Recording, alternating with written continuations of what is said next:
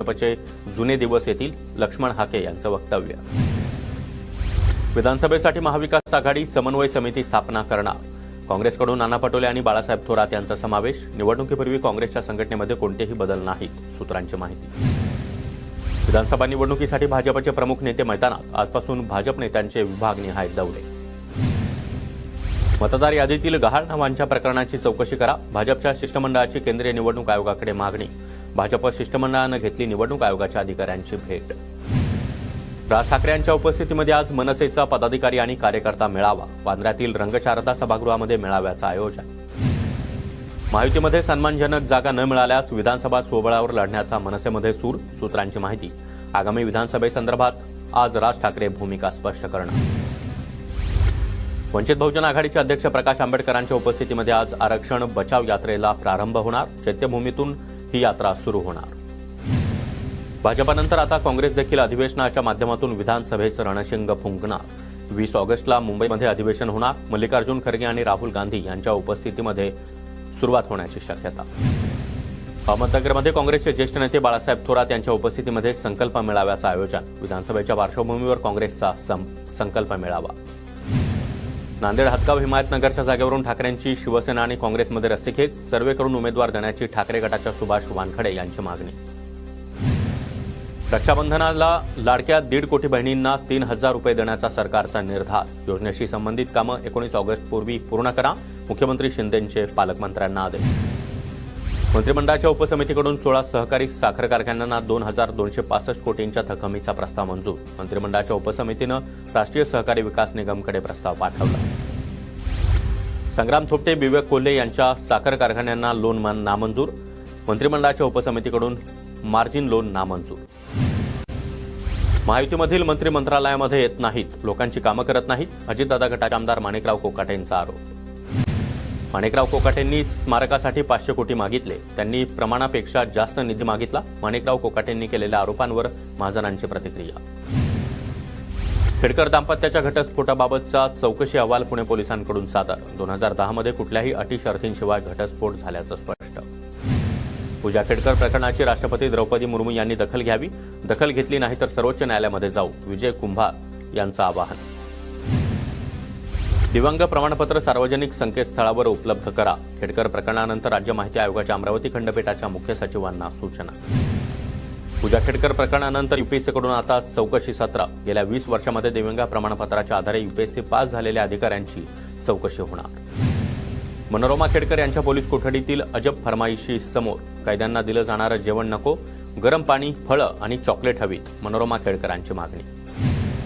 ओमराजे निंबाळकर, कैलास पाटील यांच्या विरोधामध्ये आचारसंहितेचा भंग केल्याप्रकरणी गुन्हा दाखल करा.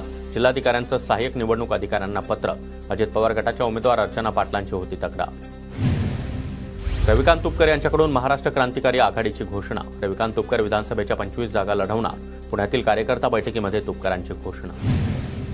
राजू शेट्टींनी मला मीडियातून विलन करण्याचा प्रयत्न केला. रविकांत तुपकर यांचा गंभीर आरोप. पुणे म्हाडाच्या अध्यक्षपदी शिवाजीराव आढळराव पाटील यांची नियुक्ती. लोकसभेच्या उमेदवारी अर्ज भरताना पुणे म्हाडाचे अध्यक्षपद हे शासकीय लाभाचं पद असल्यानं त्यांनी राजीनामा दिला होता. आढळराव पाटलांची पुनर्नियुक्ती. धोंडू पाटलांना ठाकरे गटामध्ये मोठी जबाबदारी मिळण्याची शक्यता. संपर्क प्रमुख बबन थोरात यांनी उद्धव ठाकरे, धोंडू पाटील यांची भेट घडवून आणली. सार्वजनिक बांधकाम मंत्री रवींद्र चव्हाण यांच्याकडून कशेडी टनेलची पाहणी. टनेलमध्ये जनरेटर लावून लाईट सुरू ठेवण्याच्या मंत्री चव्हाण यांच्या सूचना. गोंदियामध्ये नवनिर्वाचित आमदार परिणय फुके यांचं जंगी स्वागत. भव्य बाईक रॅली काढत कार्यकर्त्यांकडून फटाक्यांची आतषबाजी. अकोल्यामध्ये पीक विम्यावरून आमदार नितीन देशमुख आक्रमक. डीपीडीसीच्या बैठकीवर बहिष्कार टाकला. अकोल्यामध्ये पालकमंत्री राधाकृष्ण विखे पाटलांविरोधात ठाकरे गट आक्रमक. जिल्हा नियोजन समितीच्या बैठकीला ऑनलाईन हजेरी लावल्यानं संताप. ठाकरे गटाकडून पालकमंत्री हरवल्याच्या घोषणा. माजी खासदार शिशुपाल पटले यांनी भाजपच्या सदस्यत्वाचा राजीनामा दिला. पटलेंकडे भाजपच्या किसान आघाडीचं प्रदेश महासचिवपद होतं. पहिलीच्या बालभारती पुस्तकातील वादग्रस्त कवितेतल्या वन्स मोरला पर्यायी शब्द नाही. यमक जुळवण्यासाठी एखादा शब्द इंग्रजीतून येऊ शकतो. शालेय शिक्षण मंत्री दीपक केसरकरांचं वादग्रस्त कवितेला समर्थन. नाशिकच्या मनमाडमध्ये आजपासून कांदा आणि भुसार मालाचे लिलाव बंद राहणार. हमाली तोलाई कपात होत नसल्यानं हमाला आक्रमक. शेतकरी वर्गात नाराजी. दमण इथं ज्वेलर्स दुकानातून दागिने चोरणाऱ्या टोळीतील 5 जणांना भिवंडी गुन्हे शाखेकडून अटक. चोरट्यांकडून 3.5 लाखांचा मुद्देमाल हस्तगत. मुंबईतील मालाडच्या आक्सा चौपाटीजवळ समुद्रातील भरतीमुळे सीमा भिंत कोसळली. भिंत कोसळल्यानं समुद्र किनाऱ्याकडे जाणाऱ्या लोकांना धोका. धोक्याच्या साक्री तालुक्यातील पावसामुळे अलालदरीमधील धबधबे प्रवाहित. धबधबा पाहण्यासाठी पर्यटकांची गर्दी. धुळे जिल्ह्यामध्ये खरीप हंगामातील एकूण 94% पेरण्या पूर्ण. कापूस आणि मकाच्या लागवड क्षेत्रात यंदा वाढ. सुरत नागपूर महामार्गावरील नेर गावाजवळच्या पुलावर मोठा खड्डा. संबंधित पुलाचं काम निकृष्ट दर्जाचं झाल्याचा आरोप. संबंधितांवर कारवाईची मागणी. शिंदखेडा विधानसभा मतदारसंघातील दुबार आणि बोगस मतदारांची नावं मतदार यादीतून वगळण्याबाबत पवार गटाकडून तहसीलदारांना निवेदन. दुबार आणि बोगस नावं त्वरित कमी करण्याची मागणी. नाशिकच्या देवळातील वसंतदादा पाटील सहकारी साखर कारखान्याची राज्य सरकारनं काढलेली विक्री निविदा रद्द करावी. सभासद, ऊस उत्पादक आणि कामगारांची मागणी. सोलापूरच्या करमाळा तालुक्यातील चिकलठाण कुगाव रस्त्यातील सुरू असलेलं उपोषण स्थगित. प्रशासनाच्या लेखी आश्वासनानंतर उपोषण स्थगितीचा निर्णय. बदलापूर शहरातील रस्त्यांवर मोठे खड्डे पडल्यानं शरद पवार गटाकडून उपहासात्मक बॅनर. वाहनं हळू चालवा, लाडका खड्डा इथं आहे अशा बॅनरवर उल्लेख. अंबरनाथच्या मोरीवली एमआयडीसीमधील रस्त्यांवर खड्ड्यांचं साम्राज्य. पावसानंतर रस्त्यावर मोठमोठे खड्डे भरले. वाहन चालकांकडून संताप व्यक्त. अंबरनाथच्या राज्य महामार्गावर खड्ड्यांमुळे वाहतूक कोंडी. चिखलोली परिसरामध्ये खड्ड्यांमुळे वाहनांचा वेग मंदावला. नागपूर सुरत महामार्गावर व्यापाऱ्याला लुटणारी टोळी. स्थानिक गुन्हे शाखेकडून जेरबंद. 5 आरोपी पोलिसांच्या ताब्यात. नंदुरबार जिल्ह्यातील धरणांमध्ये अल्पसा पाणीसाठा शिल्लक. शहराला पाणीपुरवठा करणाऱ्या विरचक धरणामध्ये 21%च पाणीसाठा.